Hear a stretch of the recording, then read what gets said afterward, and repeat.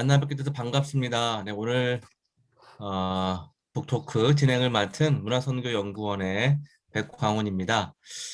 평화와 반평화라고 하는 아주 의미 있는 주제를 담은 책의 개정 증복판 출간을 맞이해서 저자들을 모시고 우리가 다양한 어, 이야기를 나누는 북토크를 준비하게 됐습니다. 오늘 행사는 한반도 평화연구원과 문화선교연구원이 또 함께 공동으로 주최하고 있는데요. 무엇보다 이 갈등의 시대에 또 함께 평화를 만들어가는 이 길에서 우리 대표 저자들과 함께 해안을 나누고 또 지금 보니까 온라인상으로 많은 분들이 또 참여해 주시고 계시는데요. 또 함께 해주시는 분들과 함께 지혜를 모아서 이 평화의 이룸에 대한 길을 찾아 나설 수 있는 그런 시간을 가질 수 있게 돼서 굉장히 기쁘고 또 의미 있는 일이라고 생각을 합니다. 특별히 그 이 책은 평화와 반평화에 대해서 정치, 경제, 사회, 문화, 종교, 철학, 법률, 뭐 문학 다양한 분야에서 심도 있게 또 현실의 다양한 상황에 적용해 볼 수 있는 그런 이론적이면서도 실천적인 지혜들이 가득한 글들이 모여 있는 그런 느낌을 받았습니다. 특별히 오늘 그 저희들 이 북토크의 세 분의 저자분이 또 대표로 해서 대표 소설로 나오셨는데요. 이 세 분의 발제 내용은 또 특히 더 중요한 내용들을 담고 있어서 한번 꼭 읽어보시기를 권하는데요. 먼저 이 시간 저희들이 그 사실은 이 하나하나를 다 한 주제 한 주제를 오래 이야기할 수 있음에도 불구하고 저희들이 세 분 발제자분들의 글들을 짧은 시간에 잠깐 나눠야 되는 상황입니다. 양해해 주시고요. 저희들이 이 발제 내용들을 함께 나누도록 하겠습니다. 어느 한쪽이 무너지지 않고는 이룰 수 없는 통일이다라고 하는 개념 때문에 평화가 어렵다고 하는 이야기를 제가 좀 드렸던 거고요. 안타깝게도 북한은 북한식 휴머니즘, 즉 자신들의 지도자가 이를 향하여서 자신들의 모든 것을 헌신해 나가는 것을 인간으로서의 도리라고 생각을 하고 있고, 남한 같은 경우에 있어서는 우리가 가지고 있는 민주, 자유 또는 자본주의적 체제에 대한 거의 무비판적인 절대적 확신을 갖고 있으면서 그에 따른 여러 가지 부작용들을 깊이 성찰하지 못하는 것이 결국은 양측의 대립을 더 격화시키고 있다라는 말씀을 좀 드렸던 거고요. 이러한 내용들을 사실은 양쪽이 이미 전 세계적으로 냉전 체제가 지나갔음에도 불구하고 자신들이 가지고 있는 사상을 절대화시키면서 갖게 되는 참 피할 수 없는 갈등들이 한반도를 이렇게 가장 비평화적, 반평화적 상황으로 만들어가고 있다라는 좀 말씀을 드릴 수가 있습니다. 그리고 결국은 분단이라고 하는 상황 자체가 엄청난 군사적 대치를 하게 시키면서 이 자체가 사실은 평화를 깨고 있는 내용들이 있어서 그거는 제가 조금 여러 가지로 설명을 올렸지만 지금 제가 시간 관계에서 그거를 다 설명드리기는 어렵고요. 그것을 여러분들께서 같이 읽으시면서 생각해 보시면 좋겠다. 이런 생각을 드립니다.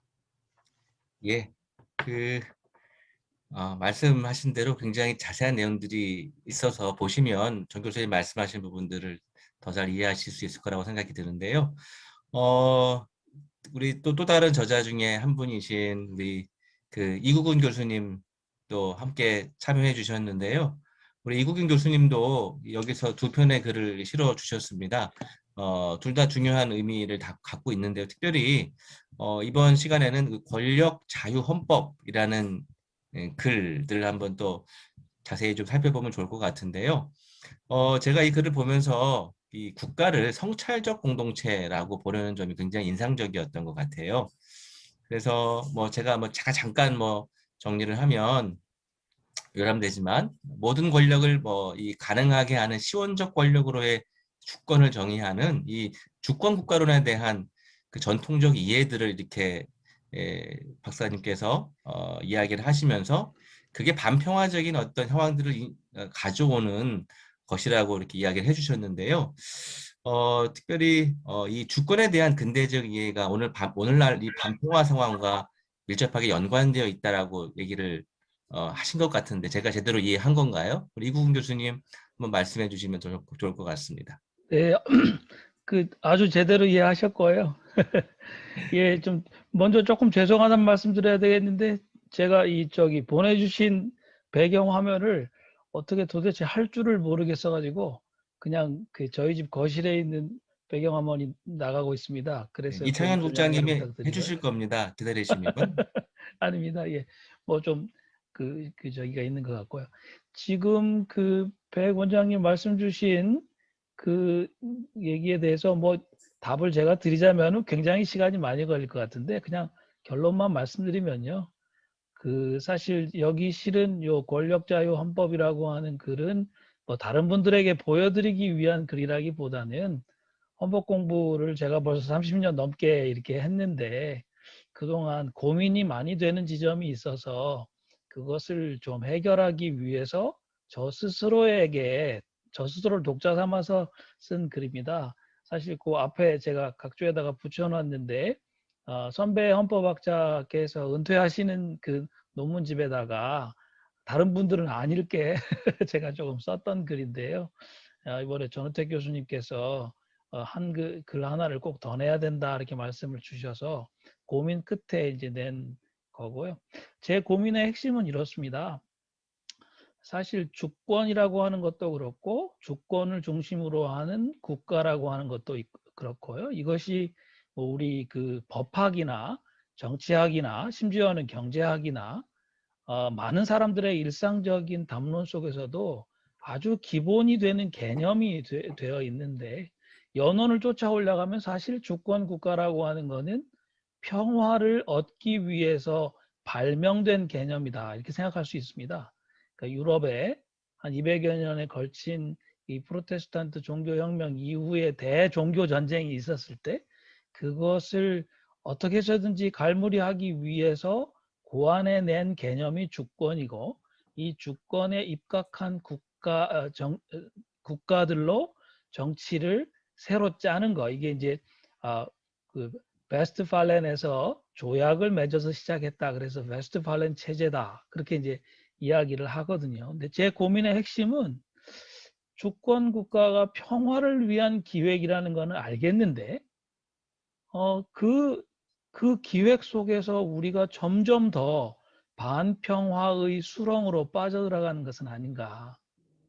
이 주권이라고 하는 이름으로 다른 공동체를 공격하거나 살육을 저지르거나 평화를 깨뜨리는 일이 비도덕화되는 것은 아닌가. 뭐 이런 생각들이 많이 있어서 근본적으로 이 주권 국가라고 하는 개념 자체를 반성해서 다시 세우려면 어떻게 해야 되겠는가. 이 고민을 하다 보니까 이 권력이라는 개념 자체를 근본적으로 다시 생각해 봐야 되겠구나. 이런 데 도달했고요. 사실 이 생각 자체는 벌써 한 20년 전에 했는데 권력 개념을 어떻게 세워볼까 하는 것이 시간이 많이 걸렸습니다. 그래서 좀 변변치 않은 글을 예, 여기다가 싣게 되었는데요. 그냥 읽으시는 분들이 성과보다는 이렇게 참 치열하고 진지하고 어떤 의미에서 애틋하게 고민하는 헌법학자가 있긴 있구나. 그렇게 알아주시면 좋겠습니다. 예, 사실은 워낙 그 글이 저런 정치하게 느껴져서 아주 밀도 있게 논리적으로 연결이 되어서 이 결론으로 괜히 오랜 시간이 걸려서 말씀해 주실 거라고 생각을 했는데 짧게 이렇게 말씀을 잘 해주셔서 감사드리고요. 저는 이제 글을 이제 읽으면서 굉장히 신선한 부분이 있었습니다. 아마 이제 이국은 교수님 글을 읽으시는 분들이라면 좀 뭐라고 할까요? 좀 법학적인 글이면서 동시에 정치신학적인 어떤 글이라는 느낌들을 아마 받으실 거라고 생각을 하는데요. 그 말씀을 하시면서 사실 이 부분은 설명이 필요하다고 보여지는데, 예컨대 주권국가론의 어떤 맹목적인 고집이라는 표현을 쓰시기도 하셨고요. 그래서 이런 고집을 치유하기 위해서는 어떤 궁극적으로 삶을 주어진 선물로 봐야 된다라고 하는 어떤 정치 신학적인 결단이 필요하다라고 얘기를 해주셨어요. 제가 보건대 이 논문의 가장 중요한 부분은 이 부분이 아닐까 저는 생각도 들었고요. 외람되지만 그래서 그런 인간의 삶을 어떤 선물처럼 주어진 것으로 전제할 때야 어떠한 그런 폭력적 상황을 막아낼 수 있는 어떤 권력을 제어할 수 있는 어떤 전제가 가능하다라고 말씀하신다고 저는 느껴졌는데요. 제가 잘 이해한 겁니까? 아니면 또 설명을 더 예, 해주시면 굉장히 도움이 될 것 같아서요. 네, 잘 이해하셨습니다. 제가 이제 저 50대 후반으로 이제 가고 있는데요. 뭐 그렇게 안 보이지만요. 네, 어, 제가 이제 글이라는 걸 읽기 시작하고, 그 고민 같은 거를 이제 하기 시작했을 때, 한국에서 제일 많이 읽혔던 외국 철학자가 사르트르하고 까뮤라는 사람들이었습니다. 제가 이제 중학교 때, 고등학교 때 정도로 기억이 되는데요.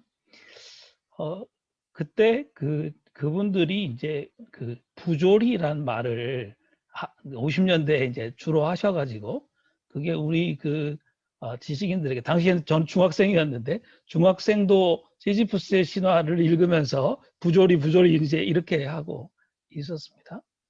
사실 부조리라는 말을 좀 풀어서 이야기하자면 인간은 자유롭도록 저주받았다라는 그 사르트르의 언명, 이것이 굉장히 잘 표현하고 있다고 생각이 드는데요. 어, 그 저는 사르트르의 그런 류의 생각들이 갖고 있는 어떤 뭐 시대적인 그 의미랄까요? 또는 어떤 비극성, 이제 그런 거를 자꾸 생각을 했던 것 같습니다. 그, 뭐, 간단히 설명을 드리면, 사르트르는 이제 주권 국가론이라고 하는 걸 1650년 경에 유럽 사람들이 만들었다면, 그 뒤로 주권 국가 또는 주권을 중심으로 한 정치 또는 문명의 재구성을 한 300년 동안 추진을 하다가 그 문명이 완전히 그 나락으로 떨어진 시대. 그게 이제 1950년 정도 된다고 저는 생각하는데요. 그 시대에 와 있는 거구나. 그러니까 이제 사르트르를 우리가 읽을 때 우리가 뭐 대체로 그 서양 사람들을 글을 읽을 때 그냥 무조건 배우려고만 하는데 사실은 사르트르의 절망을 그 시대를 서양 문명 전체를 보면서 이해할 필요가 있겠구나 하는 생각을 했고요. 그런 관점에서 이제 이 사람들이 무엇을 잃었는가? 그, 애, 그 제가 좀 주목해봤던 포인트는 주권 국가라고 하는 방식으로 서구 사회가 막 이렇게 재구성이 되는데도 끝까지 그 아이디어에 저항을 했던 사람들이 있었다는 거거든요. 이게 이제 뭐 저는 그 일단의 캘빈주의자들이 주권보다는 언약, 커베넌트, 그리고 그 커베넌트를 중심으로 하는 하나님의 법, 하나님의 법을 기본으로 하는 이 헌법, 컨스티튜션이라고 하는 방식으로 글쎄요, 주권 국가라고 하는 건 느낌으로 말하면 굉장히 딱딱해지는 건데요.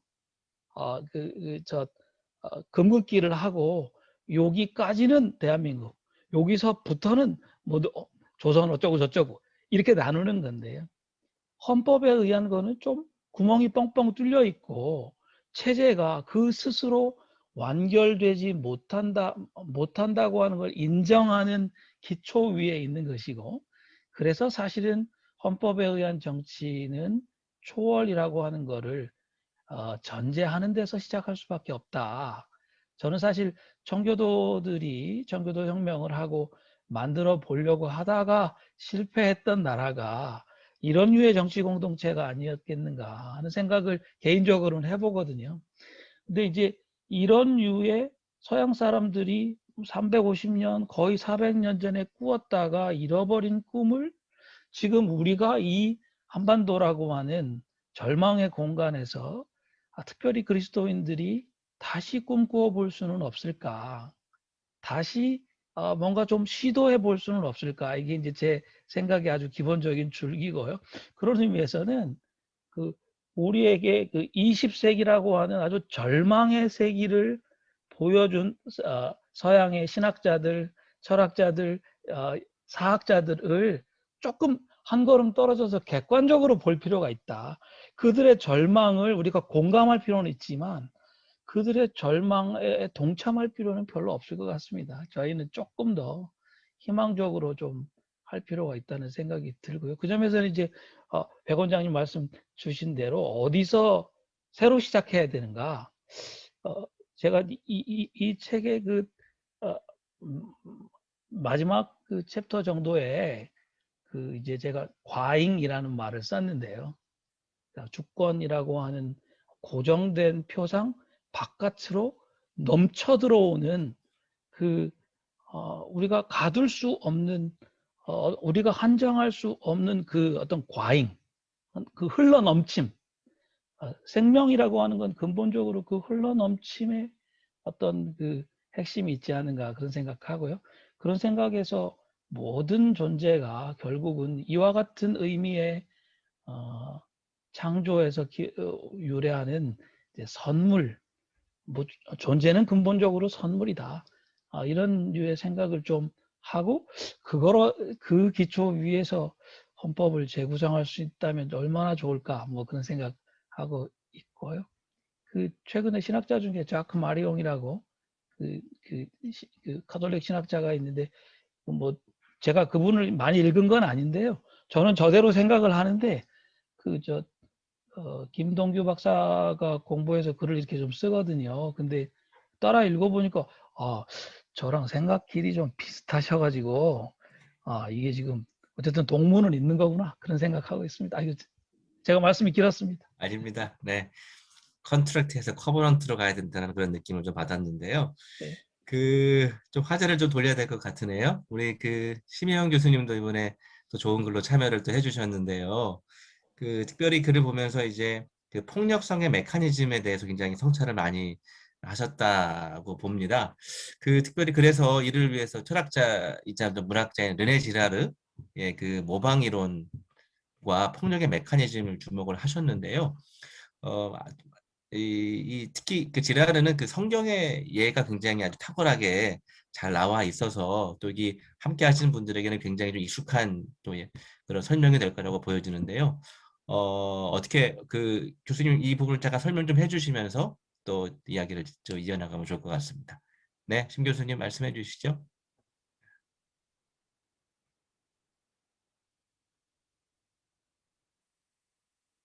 교수님 그 음소거를 하셔야 될 것 같습니다. 심 교수님 음소거가 안 됐, 네, 네, 네, 음소거가 이제 됐습니다. 아까 제가 네. 그 다른 교수님들 발표 들으면서 혹시라도 잡음이 날까 봐 음소거 해놨던 걸 깜빡하고 예, 반갑습니다. 제 논문은 사실 논문이 아니라 이제 제 글에서 그 르네즈라르를 다룬 이유는 제가 생각하는 우리 사회의 문제, 그 근본적인 어떤 반평화와 관련된 문제가 저는 그 자유민주주의가 제도적으로 그리고 원리적으로 우리 공동체를 그 지탱하는 중요한 그런 것임에도 불구하고 실제로 그 자유민주주의 안에서 지켜져야 될 그 중요한 두 가지, 한편으로는 그 개인이 누려야 될 어떤 생각의 자유, 그 표현의 자유, 이런 부분하고 다른 한편에서는 나의 그 생각의 자유, 표현의 자유 못지않게 존중받아야 될 타인의 그 생각의 자유, 표현의 자유, 이 부분이 이제 두 가지가 다 굉장히 좀 문제를 일으키면서 어떤 사회적으로 민감한 이슈 같은 것들이 생기면 특정한 관점이나 입장을 주도하는 개인이나 집단이 거기에 대해서 독점적이고 배타적인 권리를 행사하면서 거기에 대한 어떤 다른 각도의 해석이나 질문, 이런 것들을 던질 수 있는 여지를 없애버리는 그런 부분이 제가 이제 한 그 개인으로서 또 크리스찬으로서 느끼는 굉장히 안타까운, 우리 사회가 진정한 내면으로부터의 어떤 평화를 공유하지 못하게 하는 그런 장애라는 생각이 들어서 이런 사회문화, 이런 어떤 우리 마음을 경직된 어떤 교조에 가두고 그런 것으로 쉽게 적과 아를 구분하고 그 일단 입장이 다르면 굉장히 가혹하게 그 공격할 수 있는 그 마음이 도대체 어디서 생기는 것일까? 그리고 그럴 때 그 마음이 그 개인적 차원만이 아니라 우리 사회를 아주 그 크게 멍들이는 어떤 집단 행동의 차원에서도 끊임없이 재생산되는 그런 일들이 도대체 왜 일어나는 것일까를 이제 고민하다가 그 르네즈라르의 글을 발견하게 되고 그 안에서 그 중요한 통찰을 제가 이제 두 가지를 얻었다고 생각하는데 한 가지는 그렇게 집단적으로 드러나는 어떤 폭력적인 그 사유나 행위의 행태들 이런 것들이 우리 안에 자리 잡고 있는 개개인의 내면에 자리 잡고 있는 그 경쟁적인 모방 욕망과 밀접하게 관련이 있다. 이런 것들이 특정한 어떤 계기를 만났을 때 집단적인 어떤 폭력의 회오리 이런 것으로 이렇게 점화돼서 작은 불씨들이 정말 산을 태우는 불로 이렇게 번지는 것처럼 그렇게 되어온 것이 역사 속에서 굉장히 많이 드러났던 것 이런 부분을 바라볼 수 있게 해준 것이고요. 그 르네즈라르는 지금 그 백 원장님 질문하신 거하고 관련해서 보면 인류의 역사에서 인간들이 그 이렇게 각 개인 안에 그 내재되어 있는 경쟁적인 모방 욕망 때문에 사실은 어떤 갈등적 끊임없이 갈등을 만들어내는 상황, 이 갈등이 점점점 그 격화되는 상황으로 자연 발생적으로 가는데 그런 자연 발생적으로 그 격화되는 갈등이 일정한 선을 넘어서게 되면 그것을 제거하는 방식으로 끊임없이 어떤 희생양을 선정해서 사회적인 약자나 사회적으로 고립된 자를 희생양으로 선택해서 모든 문제의 원인을 거기에 집중시키고 그를 제거하는 방식으로 그 한 사람을 제외한 나머지 그 다중 사이에 어떤 폭력적 만장일치 이런 것들을 이루는 방식으로 희생양을 제거하면서 문제가 제거된 것으로 그렇게 간주하고 그런 어떤 잠정적 폭력적 평화가 일정 기간 유지되고 나면 다시 또 이제 그런 것들이 생겨나고 하는 이런 메커니즘이 인류 역사 속에서 끊임없이 이렇게 반복되어 왔다라는 게 이제 르네즈라르의 견해입니다. 그런데 그 지금 백 원장님도 말씀하셨지만 르네즈라르의 그 글이 크리스찬인 우리에게 특별히 더 공감을 불러일으키는 이유는 그 예수의 십자가 사건과 성경이 그런 차원에서 보면 인류의 정신사에서 굉장히 어떤 커다란 혁명적 비약을 보여준다는 거죠. 그러니까 성숙이라고 말할 수도 있는데요. 그거는 지금까지는 계속 그 대중이 어떤 박해하는 자의 위치에 있었다면 예수의 십자가 사건은 그 박해받는 자리, 희생양의 자리에 하나님이 함께 하셨던 그래서 예수는 그 박해받는 희생양으로서 그 폭력을 다 받아내면서 소진시키는 그런 존재였다는 거죠. 그러면서 그 우리 안에 잠재되어 있는 폭력성이 우리를 그 어떤 회오리, 감싸는 회오리로 이렇게 점화돼서 생명을 태우는 그런 불길이 되는 부분에 대한 통찰. 그때까지는 우리가 하는 일을 알지 못했던 우리가 그 어둠의 실체, 보이지 않는 어둠의 힘을 바라보게 해주는 그것이 그 예수의 십자가 사건이다. 라고 이야기를 하고 있습니다. 저는 이 부분에 대한 그 깊이 있는 그 성찰이 지금 우리 사회가 직면하고 있는 그런 어떤 폭력성, 특히 평화, 아까 우리 송 목사님 말씀해 주신 것처럼 그 평화를 만들어 나가는 주체여야 될 크리스찬들이 이 반평화적 상황을 더 그 어떤 심화시키는 그런 역할을 하고 있는 상황에서 굉장히 시사하는 바가 많다라는 생각을 하면서 그 부분을 그 아울러 다루려고 했었습니다. 네, 그 말씀 잘 들었고요. 저는 이제 글을 이제 교수님 말씀을 읽으면서 우리 코로나19 상황에서 이 폭력의 메커니즘이 그대로 이렇게 드러나고 있는 것 아닌가. 사회가 굉장히 분노가 가득하고 스트레스 지수가 높아졌을 때 일종의 코로나19 발 희생양을 찾는 어떤 그런 메커니즘이 작동한 것이 아닌가 보여지는데요. 교수님 어떻게 볼 수 있을까요?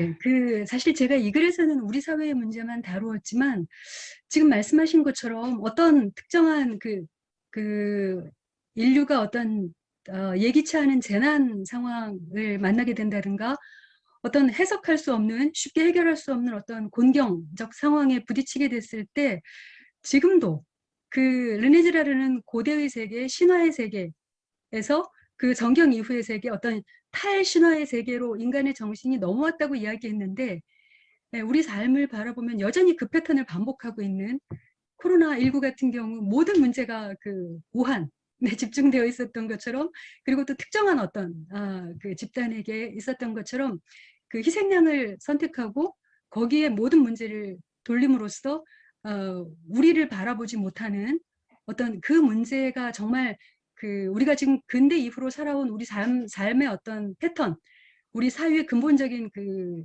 속성 이런 것들이 만들어낸 것이라는 공동 책임 의식을 그 무감각하게 만드는, 각성할 수 없게 만드는 그런 것이라고 생각합니다. 그 우리나라에도 잘 알려진 그러니까 우리나라 작가 중에 그 맨부커상을 수상한 한강하고 그 맨부커상 같이 이렇게 수상 후보에도 올랐었고 카프카 문학상도 탔던 분이고 또 노벨 문학상 후보로도 아주 유력하게 거론되는 중국 작가 중에 옐리엔커라는 작가가 있는데 그 작가도 그 이야기를 합니다. 그 우물에 빠지는 사람에게 돌을 던지는 그런 상황. 그리고 그 당시 우한의 상황을 정말 중국 정부가 통제하는 상황에서 그 상황을 바깥으로 SNS를 통해서 계속 알렸던 그 여성 작가 팡팡이라는 분이 있는데 그분이 쓴 우한일기 같은 경우를 보면 그 우한 사람들이 얼마나 그 속에서 그 힘든 상황을 정말 그 패스트 안에서 전개된 것처럼 서로 보듬고 안간힘을 다해서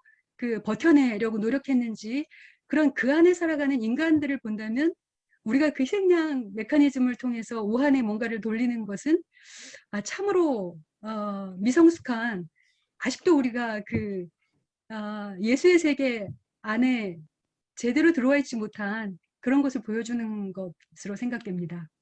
네, 교수님 말씀하신 그 메커니즘이 지금도 지금 반복되고 있는 패턴이라고 볼 수 있는데요. 전월택 교수님께 이어서 좀 말씀을 또 여쭙고 싶은데요. 이제 이런 인간의 어떤 본성, 인간의 어떠한 이 심리적 메커니즘 속에서 교수님께서는 이제 평화 이룸에 있어서 인지적 요소들에 대한 이해가 굉장히 필요하다. 전월택 교수님께서 말씀을 해주셨어요. 예컨대 여러 가지 대안을 얘기해 주셨지만 거울적 사고의 극복이라든가 이런 이 대안들을 얘기해 주셨는데요.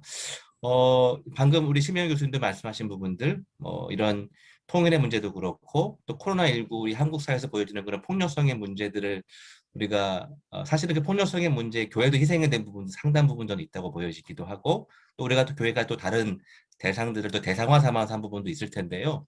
어떻게 이런 그런 폭력의 문제들을 극복하는데 이 정신분석학적으로 어떻게 한번 진단해 주시고 대안을 해 주실 수 있을까요? 정 교수님. 예, 어, 사실 제일 어려운 질문이죠. 아마 어떻게 생각하면은 지금 다시 평화와 반평화에 대한 글을 쓰라고 그러면 이 문제를 가지고 더 많이 생각할 수도 있겠다 싶은 정도의 내용인데 그냥 저는 그렇게 생각합니다. 인간이 반평화에 대한 어떤 행동을 하게 되는 것은 일반적으로 분노 때문에 그렇습니다. 근데 그 분노는 타인이 하고 있는 어떤 일에 대한 악, 불완전성에 대한 분노거든요. 즉, 다른 사람이 불완전하고 다른 사람이 잘못됐다는 거에 대한 분노예요. 그래서 근데 이 분노를 극복할 수 있는 방법이 뭘까라고 하는 것이 사실은 평화를 만드는 핵심이거든요. 근데 저는 거기에서 세 가지가 있다고 생각을 합니다. 우선 첫째는 타인의 불완전성과 악에 앞서서 나 자신의 불완전성과 악에 대한 성찰이 깊어지는 겁니다. 우리가 다른 사람을 비난할 때는 나는 옳은데 너가 틀렸다는 거거든요. 그런데 우리가 더 깊이 나 자신을 성찰하고 응시하기 시작하면 사실은 저 사람이 보이고 있는 모든 불완전성과 악이 내 안에는 더 크게 존재하고 있다는 사실을 발견할 수밖에 없게 됩니다. 그래서 가장 먼저는 나 자신의 불완전성과 악을 얼마나 성찰해낼 수 있는가라고 하는 것이 첫 번째 단계인 것 같고요.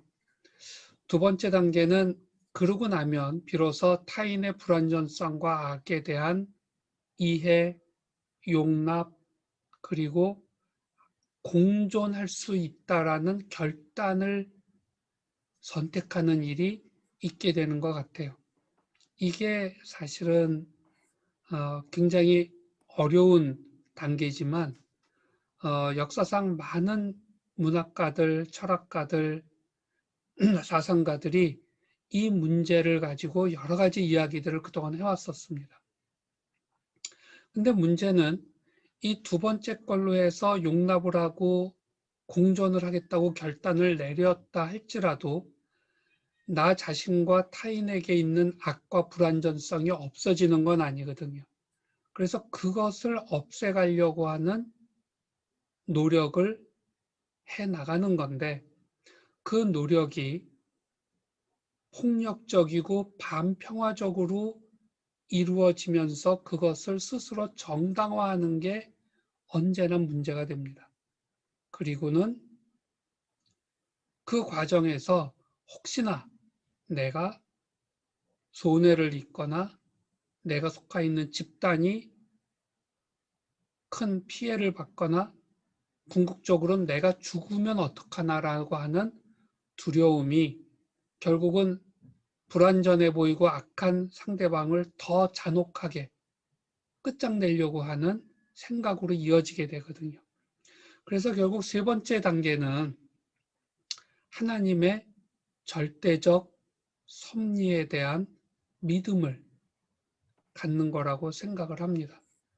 내가 설사 악을 교정하기 위해서 노력하다가 상대방보다 덜 폭력적인 방법을 쓰면서 죽는다 할지라도 여기까지가 하나님이 나에게 허락하신 삶의 기간이었고 영역이었고 나의 역할이었다라고 받아들일 수만 있다면, 즉 하나님의 절대적 섭리에 대한 신뢰를 할 수만 있다면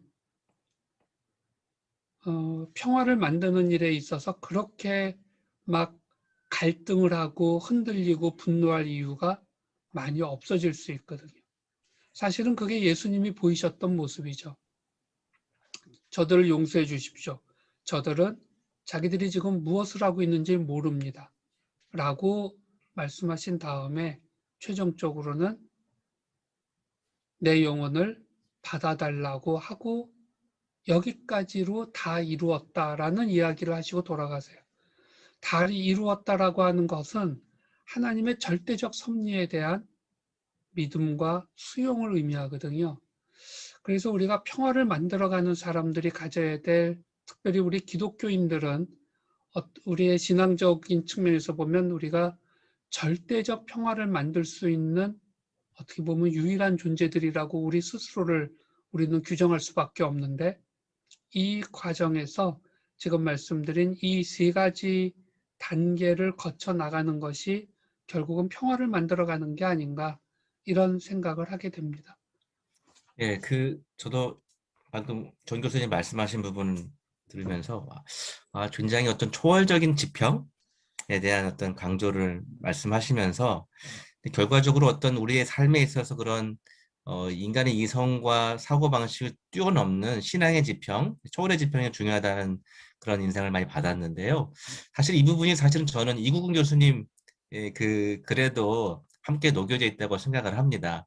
권력의 충돌이라고 하는 부분들이 늘 발생할 때 권력과 자유와 헌법의 문제를 사유할 때 결국은 그런 충돌을 결국은 바라보고 인식할 수 있는 초월적 지평에 대한 부분들이 결국은 어떤 이 법과 정치의 지평을 뛰어넘는 신앙의 차원으로의 어떤 도약을 요구한다고 저는 보여지는데요. 우리 이국은 교수님 헌법학자로서 이제 서물에 대해서 얘기를 하셨는데요. 저는 그게 은혜로 느껴졌고 우리가 그 값없이 받은 선물로서의 은혜로 느껴졌고 그것이 우리 사회에 얽힌 여러 가지 이념의 갈등, 국가에 대한 갈등, 여러 갈등들을 해소할 수 있는 중요한 어떤 매개체, 통찰의 매개체가 된다는 느낌을 받았는데 이국 교수님도 이 부분을 그렇게 이해할 수 있을지 한번 또 네, 예, 말씀해 뭐 주시면 좋겠습니다.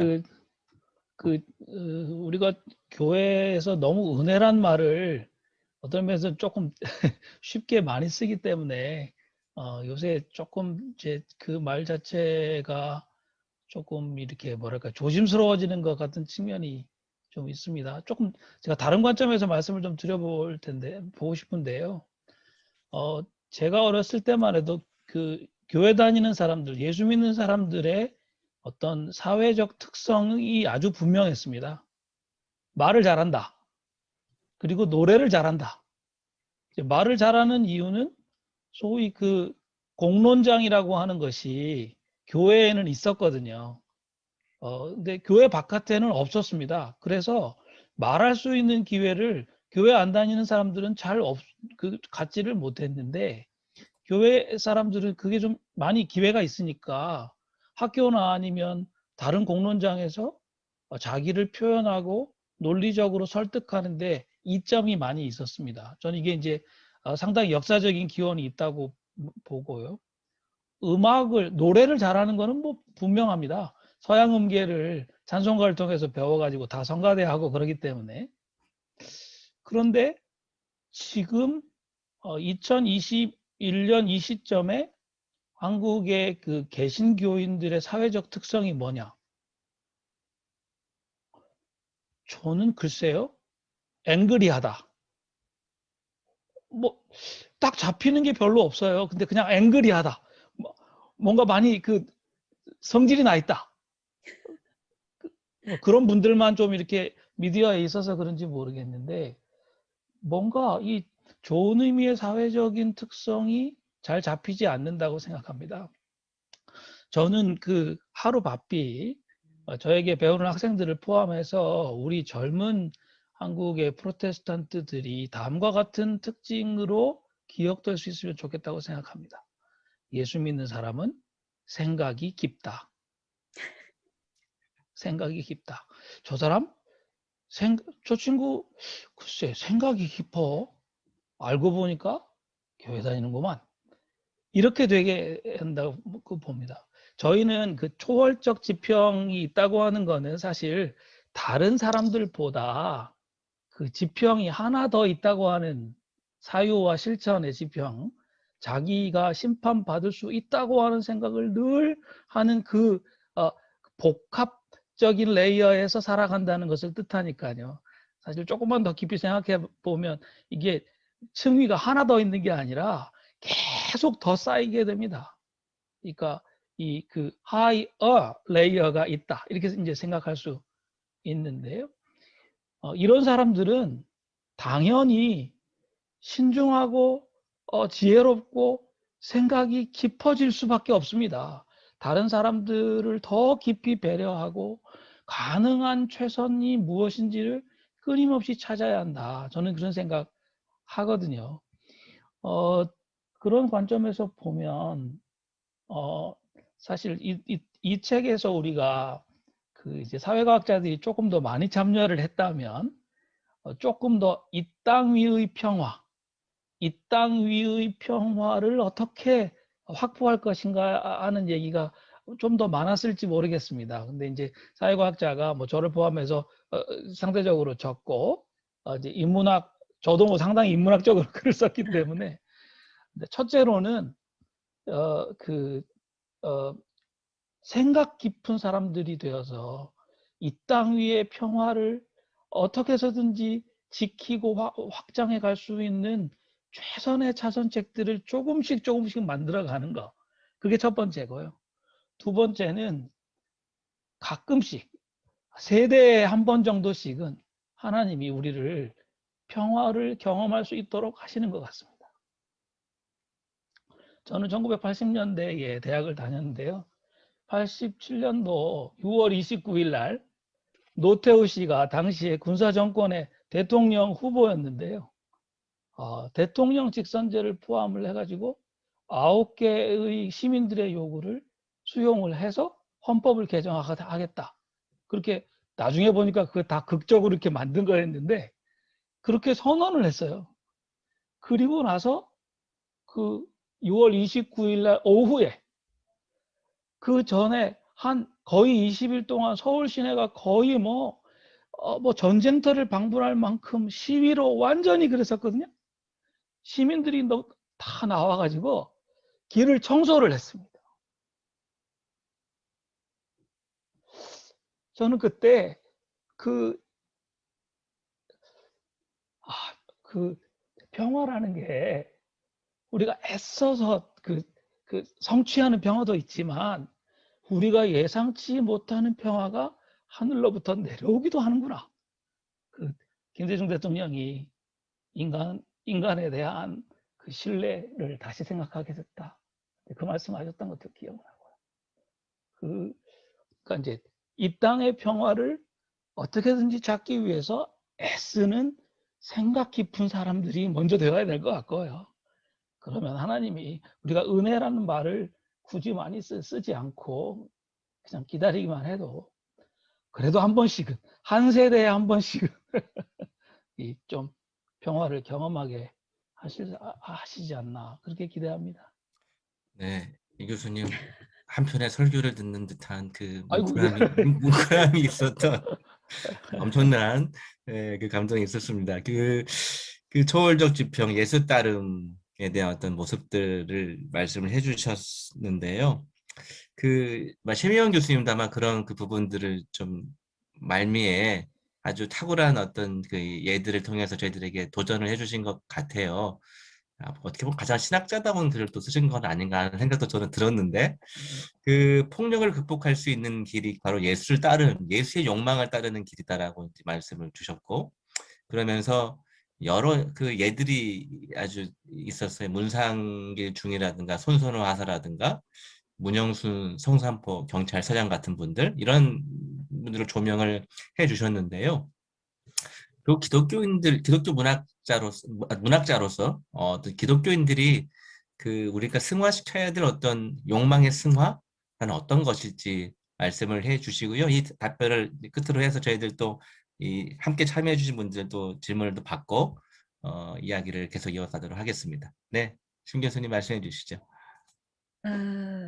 르네 지라르가 하나님과 사탄은 자유롭게 지어진 인간에게 있는 두 개의 원형 모델이다 이런 이야기를 했는데 저는 사실 이번 글에 8년 전에 썼던 글의 한 50% 정도를 새로 이제 추가했었었는데 그 부분이 그 4.3 사건하고 관련된 여러 가지 생각들 때문이었어요. 그 4.3 사건에서 그렇게 잔혹한 학살을 어떤 이념, 주의 이런 것들이 절대화된 상황에서 저지른 크리스찬들과 그 속에서 목숨을 내걸고 그걸 지키려고 했던 또 다른 크리스찬.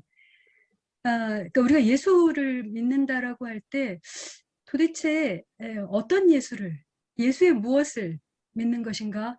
어떻게 예수를 믿는 것인가? 이런 질문이 같이 따라야 되는 것 아닌가 그런 생각이 들었고요.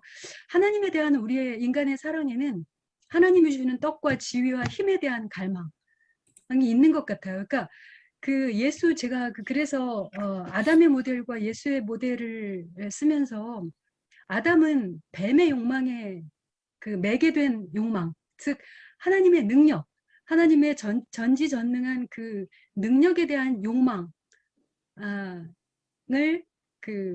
뱀을 매개로 해서 가지게 되었고, 예수가 욕망한 것은 아까 우리 전혜택 교수님 정말 너무 감동적인 말씀을 해주셨는데 모든 것이 다 절망적인 상황인 것 같은 그 마지막 십자가 죽음의 상황에서 다 이뤘다고 말할 수 있는 그 어떤 하나님의 뜻에 대한 욕망, 하나님의 그 절대적인 섭리를 자기 것으로 하고 싶은 그 욕망, 인간적으로 설명하자면 우리 크리스찬이 그 두 가지 욕망 사이에 같이 있는 것 아닌가. 그리고 저도 전혜택 교수님 말씀하신 것처럼 우리 욕망이 승화되려면 1차적으로 우리 안에 내재한 그 욕망, 제가 모방 욕망을 이야기했는데 우리 안에 타인의 그 소유, 타인의 지위, 타인의 능력, 타인의 매력조차 그 질투하면서 욕망하는 그 욕망이 있고, 그것이 충족되지 않을 때 분노하고 미워하는 그 미움이 내 안에 있다는 것, 그것을 그 예수 안에서 바라보고 끊임없이 그 뱀의 욕망, 아담의 욕망이 아니라 그 예수의 욕망의 자리로 우리를 옮기는 그런 그 끊임없는 어떤 지적인 영적인 그 성찰과 훈련이 필요한 것 아닌가. 결국은 그 예수의 십자가라는 것이, 저는 제가 처음 크리스찬이 됐을 때는 가장 이해되지 않은 상징이 예수의 십자가였는데, 이 글을 쓰고 생각하면서 그런 어떤 우리의 모든 그 오염된 욕망을 정화시키는 그 결정, 그것이 그 십자가구나라는 생각을 다시 한번 그 해보게 되었습니다. 저는 그 문산길 중이가 그 서슬퍼런 그런 상황에서 인간의 법정은 공정하지 않다. 당신들이 나에 대해서 어떤 그 판결을 해도 나는 거기에 대해서 전혀 원망하지 않는다. 그렇지만 우리 모두 하나님의 나라에서 하나님의 법정 앞에서 다시 서게 될 것이다라고 그 말씀하시는 그 말이 1948년의 상황에서 그 무시무시한 그 이념적인 어떤 그 칼이 번득이는 그 상황에서 그런 말을 할 수 있는 용기가 대체 어디서 나왔을까? 그게 그 바로 그 십자가 안에서 그 정금같이 어떤 정련된 그 욕망, 그것이 아니었나 이런 생각을 해보게 됩니다. 예, 그 한반도 평화연구원 북토크가 이렇게 원래 이렇게 은혜로운 시간이었지요. 예, 굉장히 여러 저자분들께서 또 도전을 주시는 굉장히 은혜로운 말씀이라고 하는 그렇지만 그런 이야기들을 전해주셔서 그냥 단지 어떤 그 책에 대한 어떤 이론적인 어떤 전달을 넘어서는 어떤 그런 시간이 되고 있는 것 같습니다.